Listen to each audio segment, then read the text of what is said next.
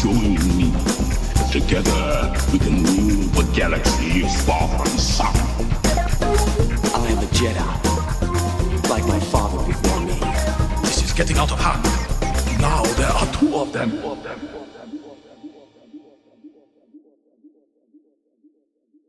Hello there, Space Wizards, Plastic Spacemen, and Rebel Princesses. This is Todd Hoffman and Trent Hoffman, and you're listening to Big T and Little T, a Star Wars podcast. Welcome to episode 137. Today, we're going to be talking about, a lot. Let's just put it that way, a lot. So we have so many things to talk about. We are behind on Bad Batch and Mando. So we have Episode 9, Episode 10, Episode 11 of Star Wars Bad Batch, Season 2, and then Chapter 17 and 18 of Mando Season 3. And Little T will be joining me for our 8th episode, Chapter 18 breakdown. So, again, check us out on Twitch. We just started playing the Mega event, which is the new chapter in Fortnite that just dropped on Friday, March 10th, kind of a big thing. So we just dropped that. That just dropped. Well, we didn't drop it, Fortnite dropped it, but we were able to play that a little bit on Friday and this weekend. So check that out. Okay, this is seriously like ladder match style, baby. We got so much stuff to cover. So we're just going to go through each of these great shows and talk through them. Okay, so where we left off last time is Chapter 10. We're looking at Retrieval. Now, I'm not going to get through all the details, but, we're not going to do play-by-plays here, but just kind of big themes, what's going on, what's happening. They are trying to retrieve the Marauder back from the goons that stole it, or we just think it's one person, but it's a kid that we come to find out that is working for not a nice guy. I don't even know what kind of species he is, but they basically follow him back because they have Gonki, and Gonki, they're able to triangulate his position, and basically they go into kind of a den of thieves type thing where there's a bunch of guys working for this one guy. And so it's kind of interesting. I think his name is Moko. Moko is this kind of he's just a slime guy, basically. That's all I could put to it. He's I don't even know what kind of species he is. I don't think they even say. I'm looking on Wikipedia right here. Doesn't really say what Moko's species is. He's somewhat cybernetic. He's got a head implant, back implants, and a right arm. That's Moko. But yeah, he is a bad dude, and basically Moko has these kids working for him and working the planet and just kind of scrapping, and basically as you can tell throughout the episode, he kind of puts them against each other to get to his gain, and that's kind of the big thing there. So that's what happens here. And so they essentially kind of, they meaning the Bad Batch, use the kid. His name is Benny, I believe. Am I saying that right? Yeah, Benny. And so they use Benny and say, hey, look, we're gonna help you out. We need our ship back, and you're gonna help us. And so they kind of infiltrate the mine.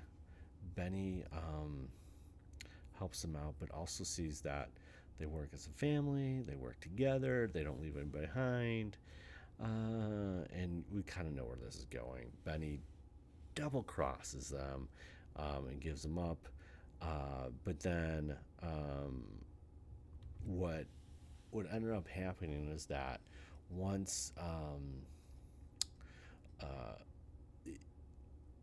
once they find out, like, basically Omega tells Benny, like, hey, this guy Moko is actually, you know, just really, he's saying that the Ipsium is degraded when it's not, and that's basically what's going on, is he's reaping the profits of everybody. And yeah, Moko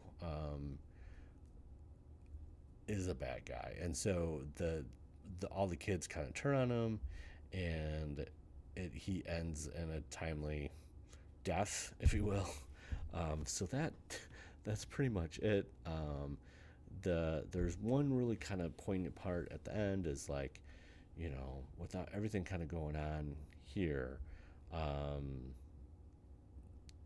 you know, Omega basically tells Tech that there are other threats besides the Empire, like Moko, but Tech says something really cool, and it's really poignant of the whole episode, is that he reassures her that there are many good people out there like themselves, and if there's more good people like that, we can take down the Empire, which is a big theme in Star Wars, and that pretty much plays out here. This episode, I know I'm dating myself, but there's this episode in Batman, the animated series, where essentially Bruce Wayne, Batman, loses he gets a concussion, and he kind of loses his identity. He kind of gets thrown into the system and gets abducted, and basically works at like kind of this, lack of a better word, like labor camp, and he kind of befriends these guys. But as he progresses throughout the episode, he understands he's a good fighter, and he doesn't understand like where all this stuff is coming from. And this episode in particular just reminded me of that episode where you have somebody that is, you know, like, it's almost like a,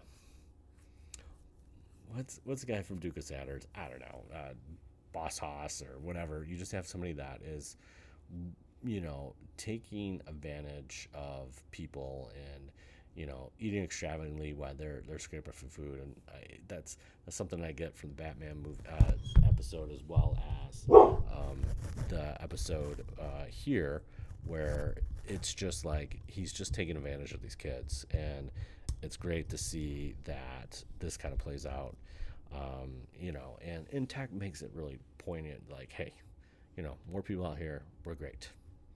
All right, there you go. Great episode. Okay, here we go. Metamorphosis. It's happening. Okay, so Metamorphosis is the 11th episode of season 2, and it was premiered on March 1st.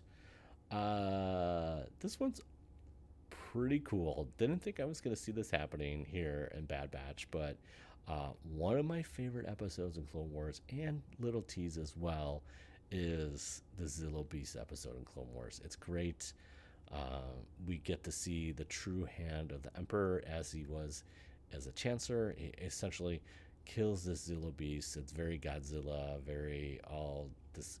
It's got all the feels in Clone Wars, but at the end of the day, Papa P shows his real colors and just wants to, for science, try to figure out how to use this Zillo Beast like impenetrable skin, if you will. And so here we go again. We have you know, a little grab this cargo, it crashed, let's go get it. So they so the science vehicle kind of drops out of hyperspace, and you know, we kind of see these clone commanders, or they're clone commandos, basically a Republic commando, and they're having a good day. It's very alien-esque. They get messed up, and so you know, Sid sends them on a job. We get to meet this other scientist, which is interesting. What is this guy's name? Royce Hemlock is his name. Great name. He's kind of slimy. He talks to the Camino chief scientist, Nala C, and she doesn't want to work for him, but they were so close. So there's something going on with the cloning stuff that he's trying to do. And so now Sid's like, yo, hey, I got the ship. Let's go get it. So they go to the ship, and we find out that it almost looks like it's a monster that kind of stalks them, and it almost looks like a blurg. It's very small. It's not terribly big, but then what happens is that the Zillibeast is similar to a Minot that like feeds off of energy, and the Zillibeast consumes energy, and it kind of metamorphosizes, and that's where the episode name comes from. Duh. But yeah, it comes from that, and essentially gets big really quick.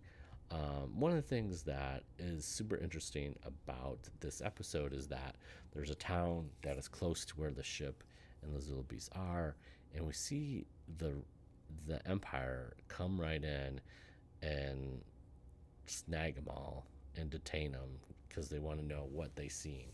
I think this is kind of poignant to what's going on, like even with like everything that's going on, like with the train crash in Ohio or something like that. Like, just like there's this big boss, like, we're just gonna come in here.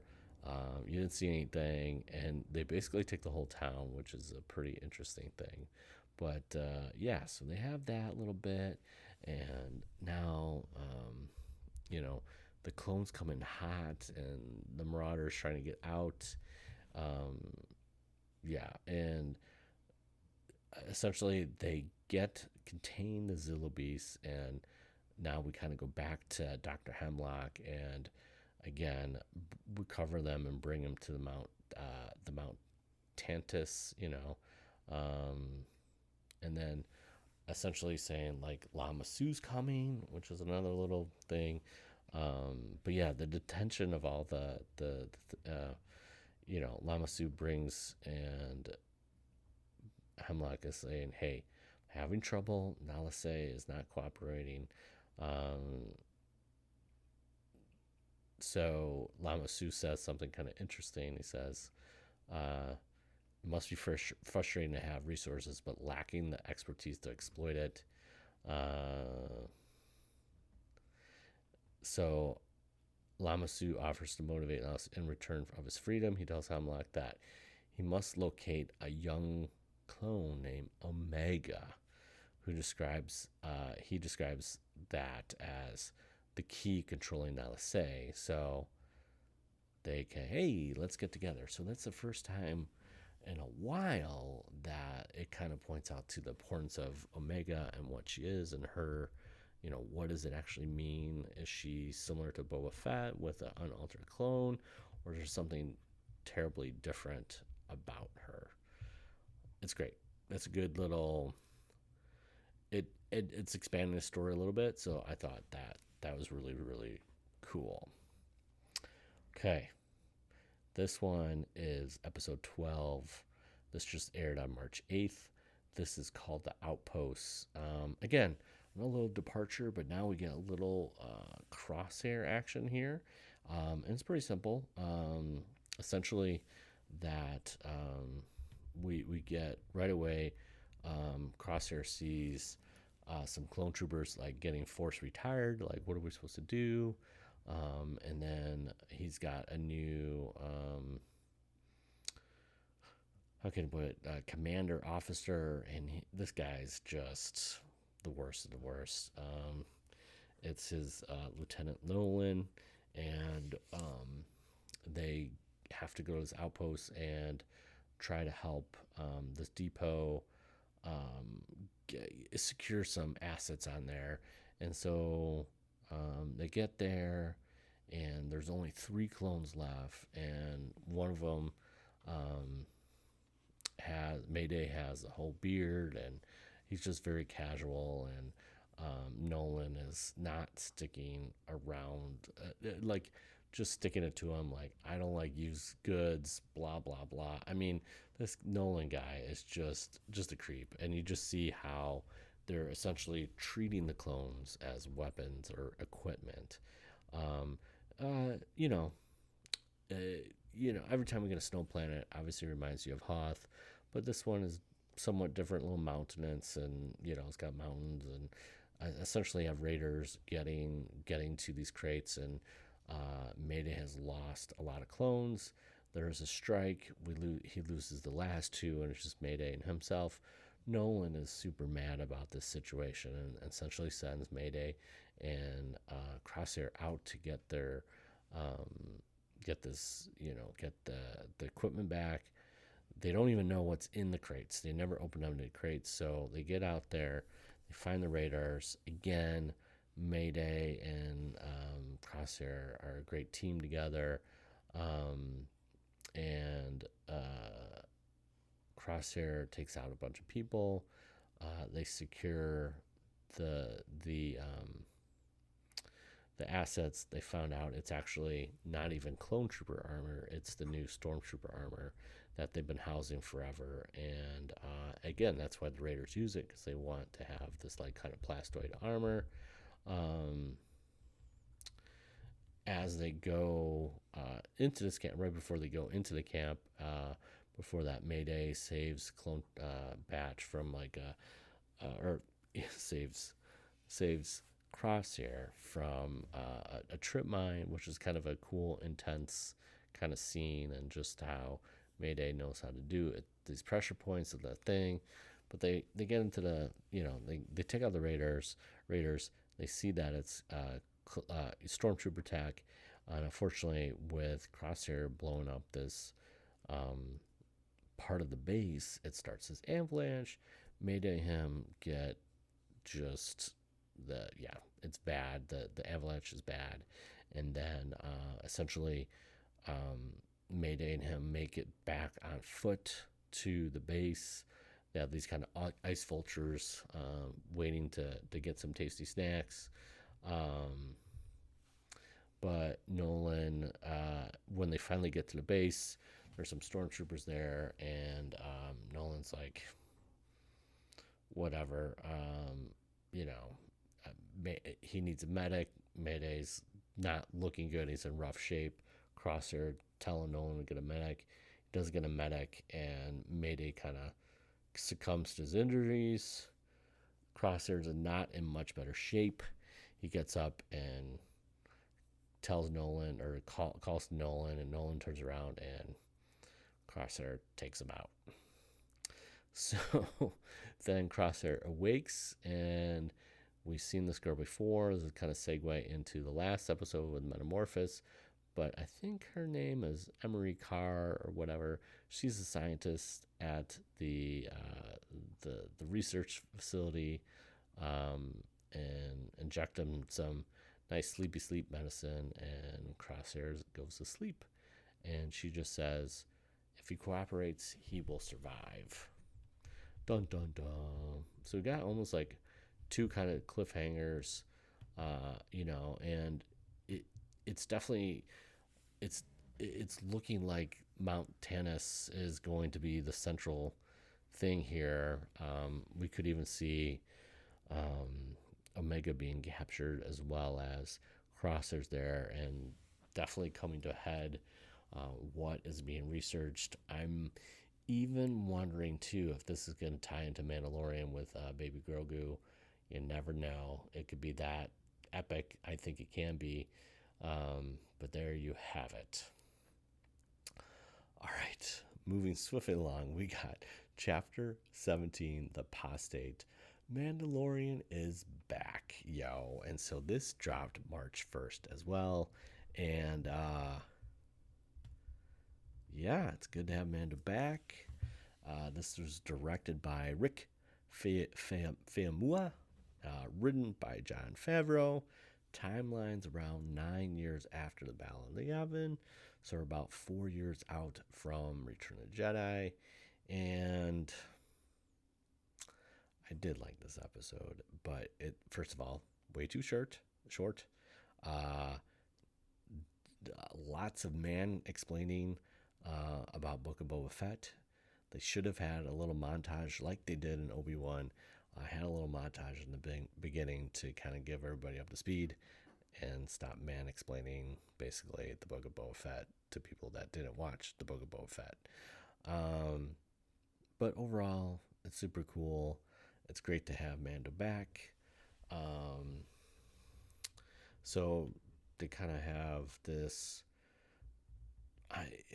it almost looks like um, it almost looks like young Din at first, but it's essentially a helmet ceremony, initiation ceremony for a Mandalorian. And before it can commence, there's this huge alligator-like creature that comes out. Mandalorian, there's a bunch of people that come in. Paz is there, a big heavy Mando, and I think Paz shows there's some connection between that boy and him. I think he's his son. That could be something. I could be totally far-fetched about that, but I really do feel like that. I believe the boy is called Ragnar, is related to Paz. So Mando comes swooping in with his new N1 starfighter with Grogu and takes out this creature. Again, we get a little bit. We already kind of found this out on Boba Fett, but it's essentially saying that Din found this thing that says there's life on Mandalore, and the armor just essentially says like you need to travel, and that if he can provide proof, then he'll be kind of not an apostate anymore, in the living waters of the mine, and Armor essentially accepts the request, but looks at Grogu too and says, this is the way. So I really feel that there's something important with Grogu, obviously with the Mando and all that fun stuff. So Grogu and Mando sent off to Navarro. We get to see Din, and we get to see our good friend Grief again. Grief's got these great robots that carry his cape. Love when droids are doing funny things. But now we have Din talking about, basically Grief is talking all about real estate, but Din is like, hey, I need some help here. And he wants to use IG-11 because he feels like that would be a great protector for Grogu, and he needs to read out some stuff here, So, or read that the planet is hospitable, or yeah, hospitable. Yes, that thing. But Din and Grief have this kind of conversation. He could use a new marshal, and won't you know it, some space pirates show up. So essentially these pirates are giving Grief some grief, and Din takes care of them. The one pirate gets away. I loved all this because there were like Nikitos, Weequays, Quarians, even Kalutins. We had them all. I loved little OT species was great. But they tried to attempt to help IG-11. IG-11 goes crazy, and then they get to meet some Anzillians, some Babu Fricks. We have this great casual conversation between Grief and Din and the Anzillians, and Grogu's trying to hug them. It's great. All this stuff is great. Super cool. So they decide, well, we need some kind of memory circuit for IG-11. And Cargo kind of is like, okay, we'll see you later, man. We wish you well. Come back soon. So Din takes off. We got a pirate fight. The pirates come back and say, hey, you killed my crew. And we have these guys kind of fight each other. Very Attack of Clones-ish, firefight. We get this big gorilla monkey dude that wants to take care of him, but Din, obviously with his awesome sublight speeds, just gets out of there and then hyperspace out. So they go to visit Bo in her castle, where she's very mopey and sad, and just essentially explains that everyone left her. She doesn't have the Darksaber, so she feels like less of a leader, and all your magic stuff about bathing in Manda in the living waters is a bunch of, junk. But if you need to do that,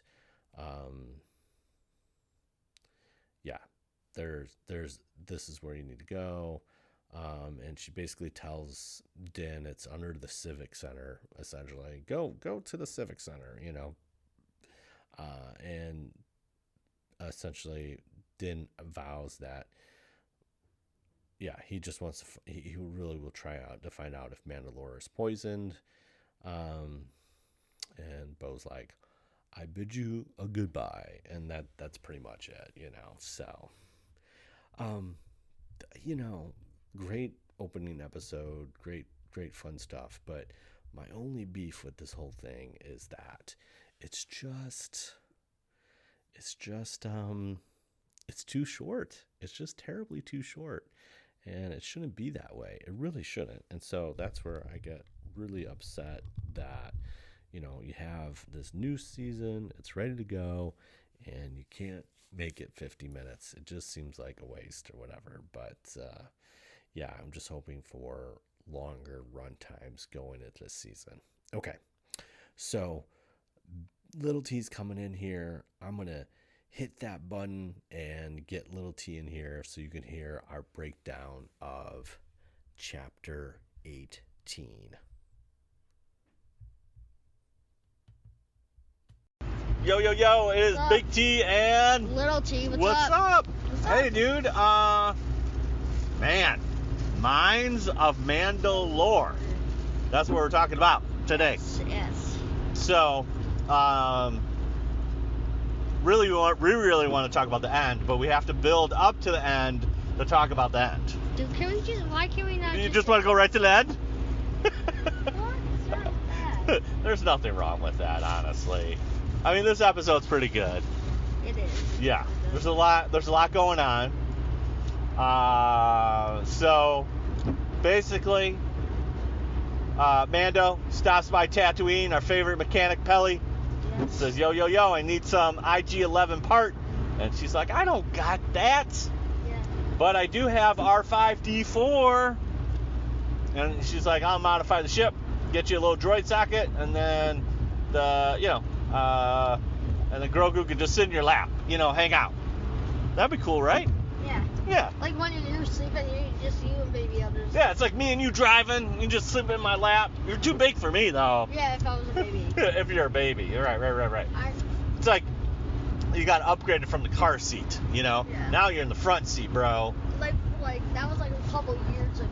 Yeah, now you're like the co-pilot. You're like Chewbacca, Yes, sir. That's right.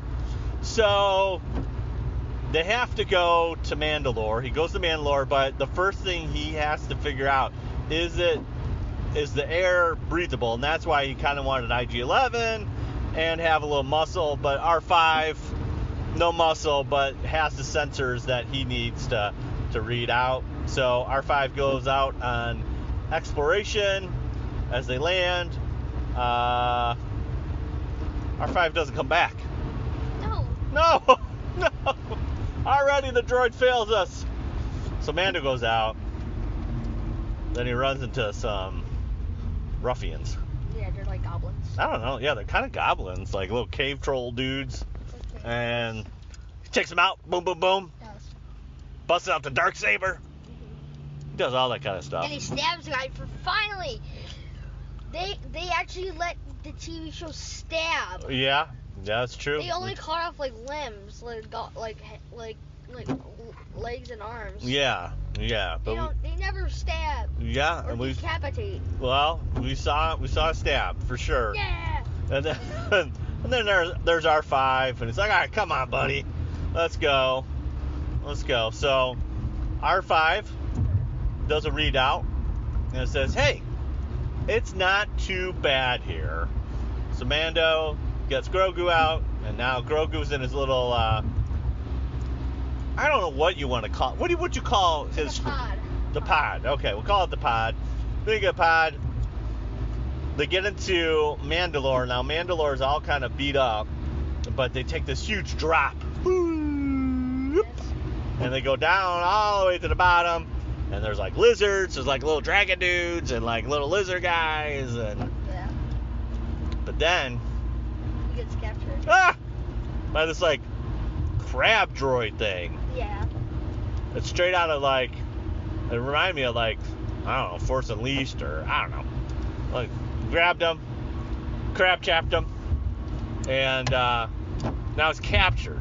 Now Mando's captured, and Grogu's doing his thing, little potato sack thing. Yes, I love this. Yeah. We love when he walks. That's like our favorite part, isn't it? Our favorite part. Yes, yes. So he walks by. He's doing a little, dude. He's spying.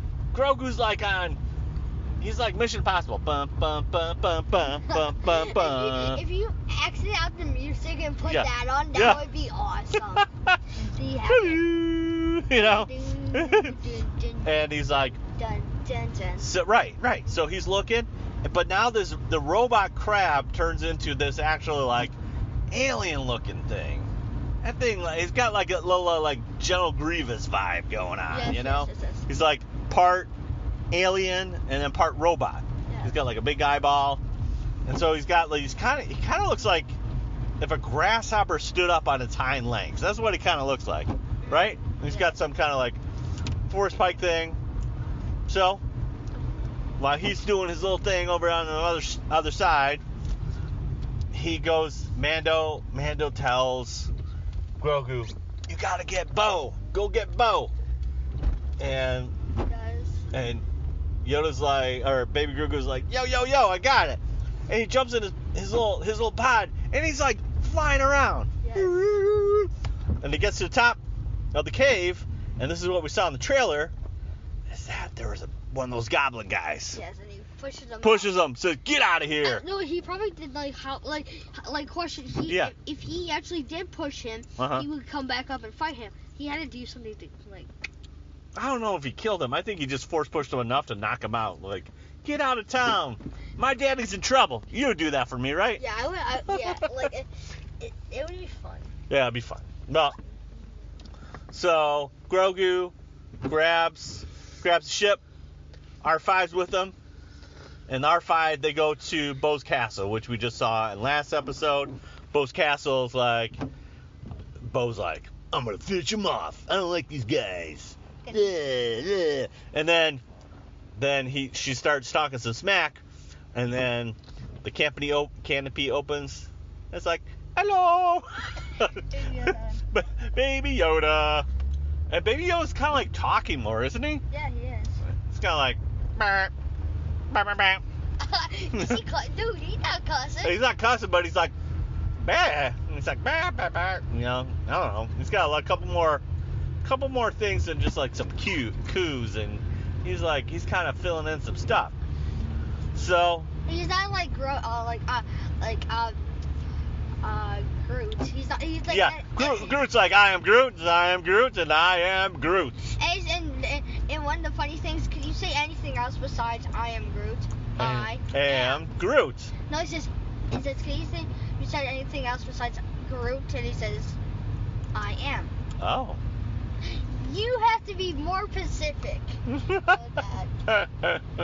So now they don't go on Mando's ship, they go on Bo's ship, and she's got one of those cool Mandalorian starfighter things, man. So now we have R5, Bo, and Grogu. They go back to Mandalore, and as they're going back in the cave, she sees something like move around up on the like the cave floor, and she starts shooting, boo, boo, boo, boo. And there's more of these cave dudes. Cave dudes. Crying out loud. How many cave dudes do we got? But the cave dudes are stupid. They're not the brightest things, and so Bo takes them out, boom, boom, boom, boom, boom, you know, and then she's like, "What? You thought your dad was the only Mandalorian, brother?" And he's like, oh. Oh, okay. Please stand. And she's like, he's probably like, "Can you be my mommy?" Do you think so? I imagine. Yeah. They get like a Din Djarin. Din and Bo are like, "Hey man, let's let's be boyfriend girlfriend. Or who would he like? If you think about it, who would be baby Grogu's mom? Like who do you think? Like how old is like Din Djarin? Yeah, right. No, it goes from there. I don't know. You need a gremlin and I don't know, somebody else. Not gremlin. No, I know. Him be like slaps. Like not slaps, but right. He'll be like, heck no. Heck no. Right. So now we got. So she takes care of the bad guys. Yes. Takes them all care of them, and then they get down to the bottom floor. The little lizard dudes are there, and Grogu's like, I'm scared, man. And Bo's like, don't be scared. And then the crab thing comes out, man. And now the guy's taking some blood from Din or something. I don't know what's going on.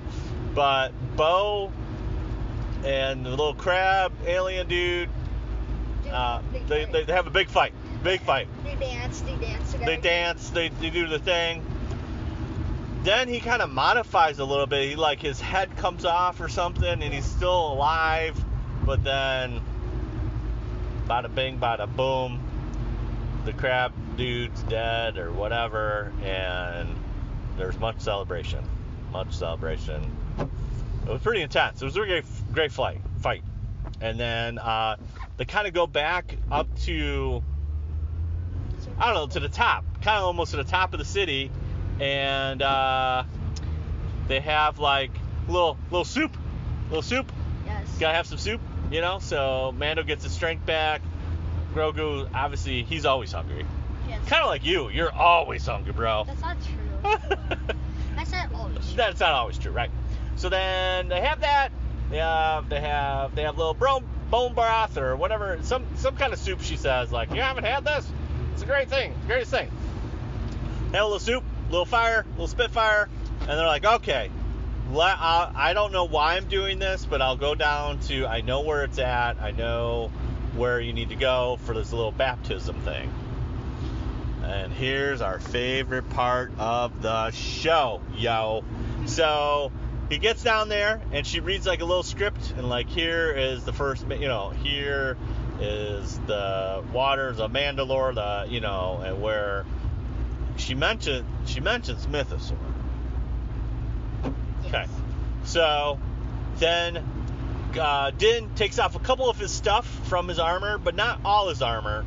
Takes off his jetpack. He's got like a little cloak thingy he takes off, and he says something. He basically says, hey, I'm trying to expunge my sins. I'm trying to make sure that I'm right.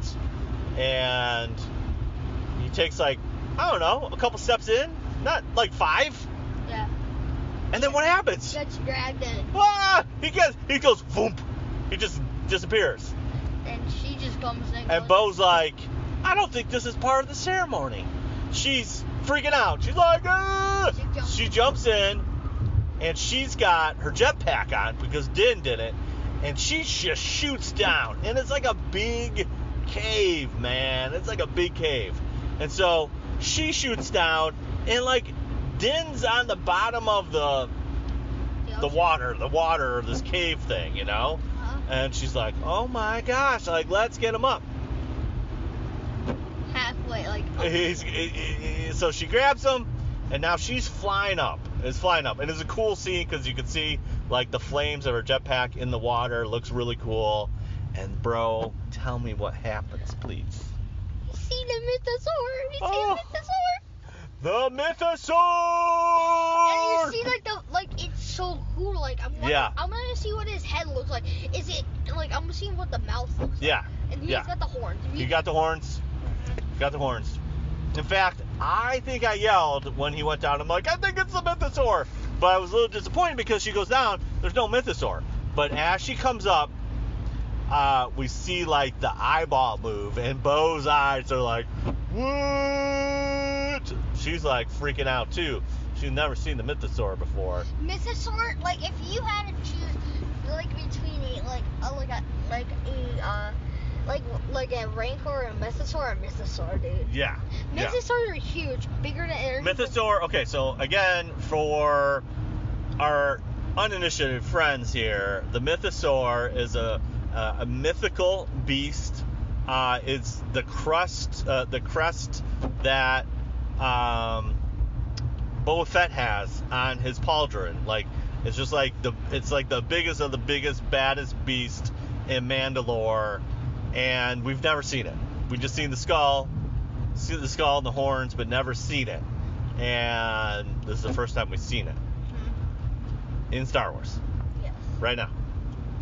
And we might have rewinded it and watched it again and again. We did it.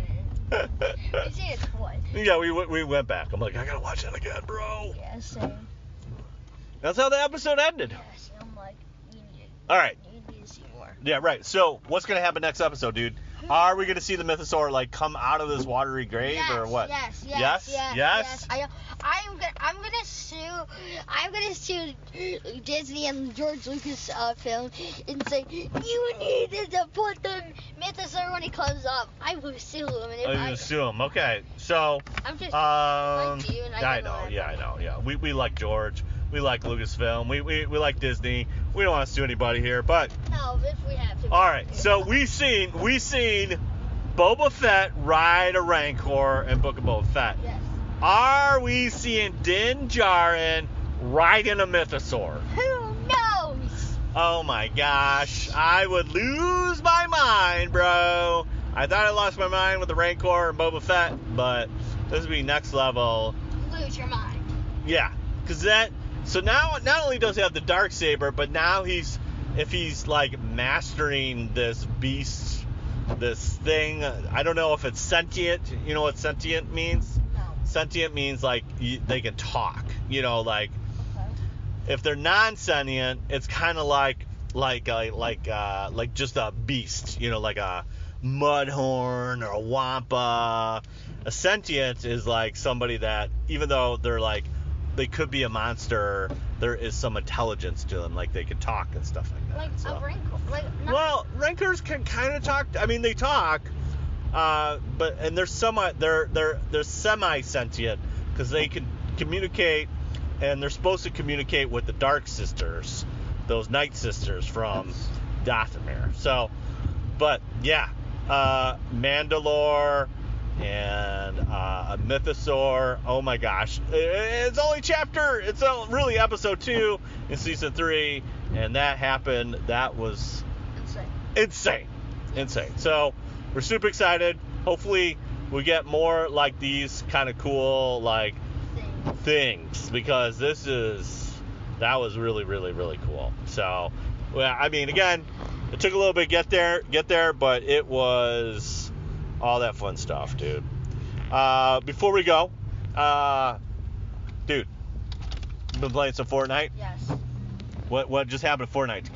Give our listeners what. We got Tokyo. You got Tokyo. We got like a futuristic Tokyo, but it's cool and it's like called Mega City. It's called Mega. Mega. Yeah. It's pretty cool. Mm-hmm. And some new guns, right? Yeah. Like a Havoc shotgun. Yeah, we got a pump shotgun. Pop shot. Not the original pump, but like a pump. It's like a pump. Yeah. And one of the things is we got a sword. A sword. Ooh. Now, you know what I was just telling you too is like when they bring the Star Wars back, they need to use the lightsaber just like that sword and have that power up. Wouldn't that be cool? Because it's got like this little dash thing with the sword. It's like a katana, yes, which is the sword of the samurai. Yes. And the samurai and the Jedi are very, very, very similar. So what's this like? The only difference is they can be buried. Buried? Yeah. Oh yeah. Yeah. You're right. You're so smart. So yeah, pretty cool. So that dropped. Did you study in history? I study history. Yeah. You're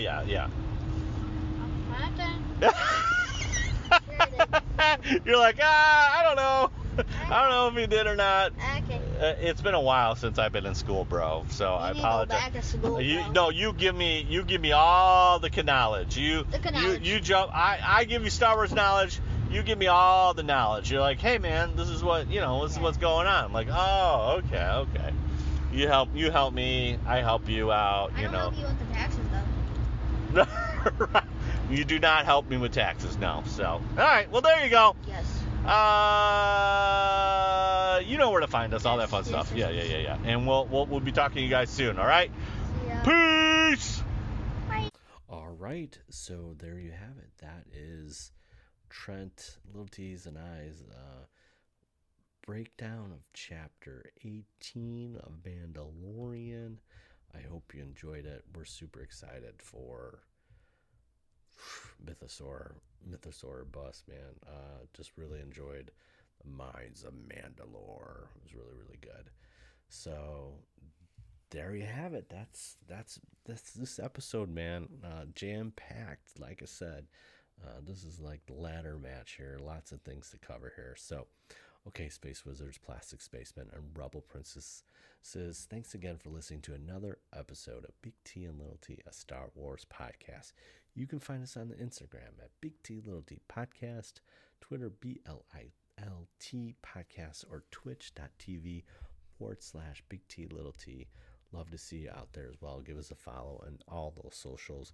Hey, we got stickers. We want to hear from you. So comment, tweet, rate us on Apple Podcasts or rate us on Spotify. Drop us a rating, and we would love to read it on an upcoming episode. You can do that by emailing us at bigtlittlepodcast@gmail.com. Drop us a question.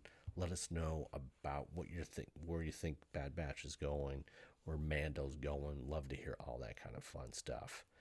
So next time, Bad Batch episode 13 and chapter 19 of Mando.